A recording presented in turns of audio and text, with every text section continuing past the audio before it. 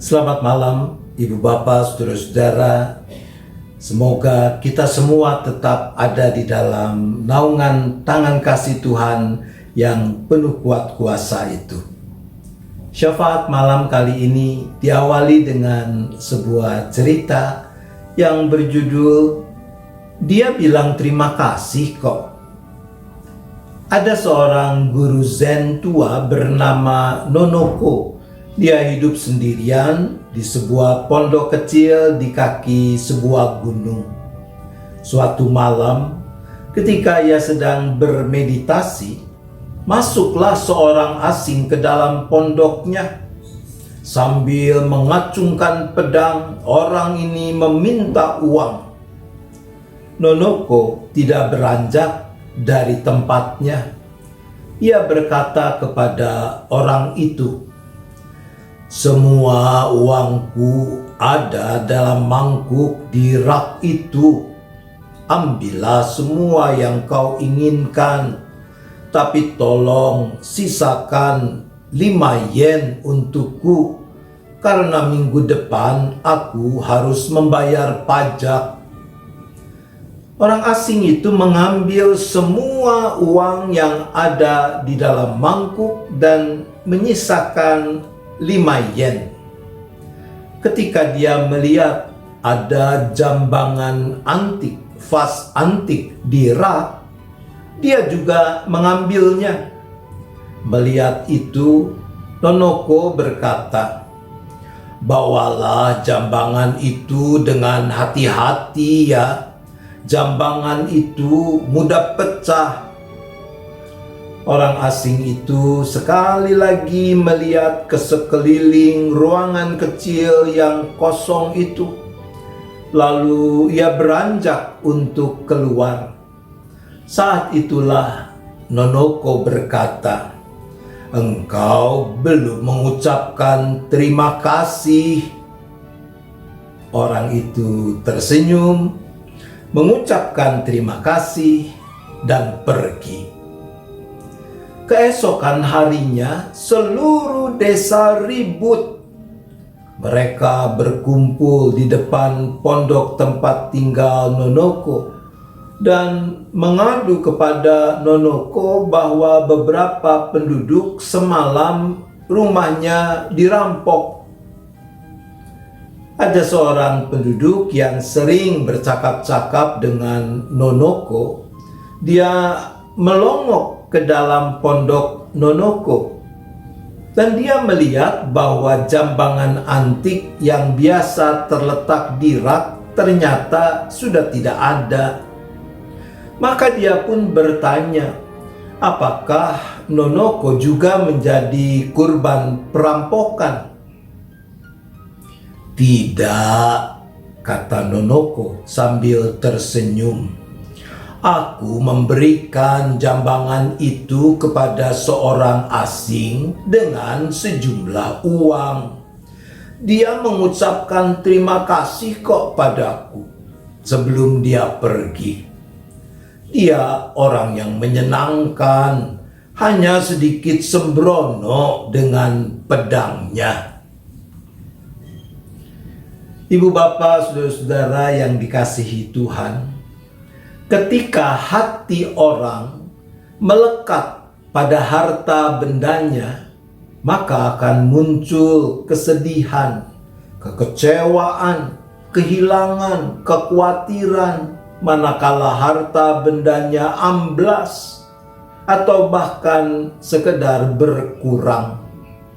Dicatat, ada sejumlah orang yang bahkan sampai bunuh diri karena tidak sanggup menghadapi fakta kehilangan harta benda. Itu sebabnya pemazmur dalam Mazmur 62 ayat 11b mengatakan, "Apabila hartamu makin bertambah, janganlah hatimu melekat padanya." Dan kita tahu bukan cuma pada harta benda manusia bisa melekatkan hatinya. Kedudukan, kekuasaan, ilmu, adalah beberapa contoh dari hal lain yang kepadanya manusia bisa melekatkan hati dan akhirnya berujung dengan kekecewaan, dengan kepahitan. Ada pilihan lain kemana kita dapat bahkan seharusnya melekatkan hati kita, yang kalau itu kita lakukan, maka kita bisa selalu mengalami damai sejahtera dalam hidup kita. Mazmur 91 ayat 14 mengatakan begini, "Sungguh hatinya melekat kepadaku, maka aku akan meluputkannya. Aku akan membentenginya sebab ia mengenal namaku."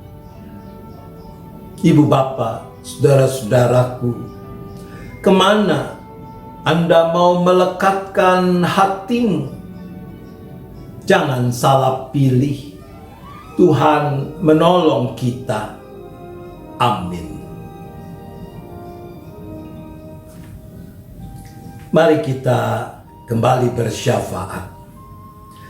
Bapa di sorga, ketika kami memperhadapkan hidup kami pada kebenaran firman-Mu, sesungguhnya kami merasa malu dan kami mohon ampun kalau di sana-sini ternyata kami masih suka melekatkan hati kepada harta benda, kedudukan, kekuasaan, dan yang sebagainya.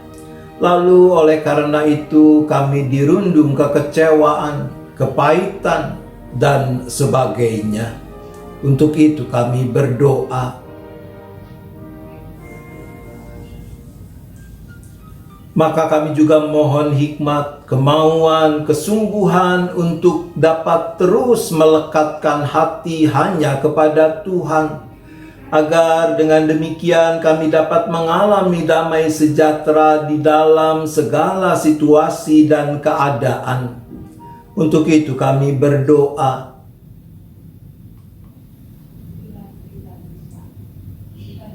Bapa, kami juga berdoa bagi orang-orang yang masih memandang enteng pandemi COVID-19, lalu karena itu bersikap sembrono, mengabaikan protokol kesehatan yang seharusnya diberlakukan.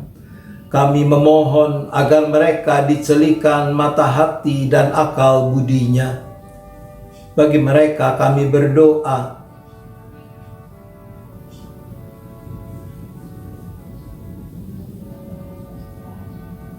Bapa, kami juga berdoa bagi keberhasilan uji coba vaksin antivirus corona dan rencana pemerintah Republik Indonesia untuk mulai menyelenggarakan vaksinasi di akhir tahun 2020 ini.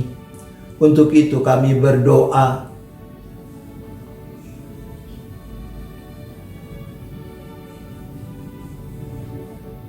Saat ini kami juga berdoa bagi mereka yang sakit, baik yang dirawat di rumah sakit maupun yang istirahat di rumah.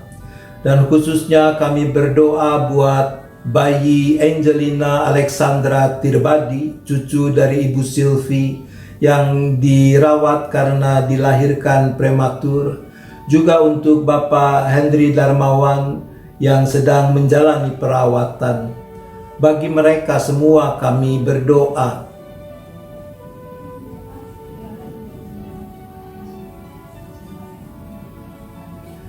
Kami juga memohonkan pimpinan Tuhan, berkat Tuhan bagi kegiatan-kegiatan yang masih akan diselenggarakan dalam rangkaian Bulan Keluarga di GKI Gading Indah.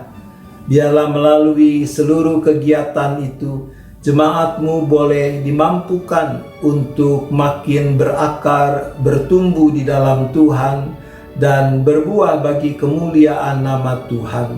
Untuk itu kami berdoa.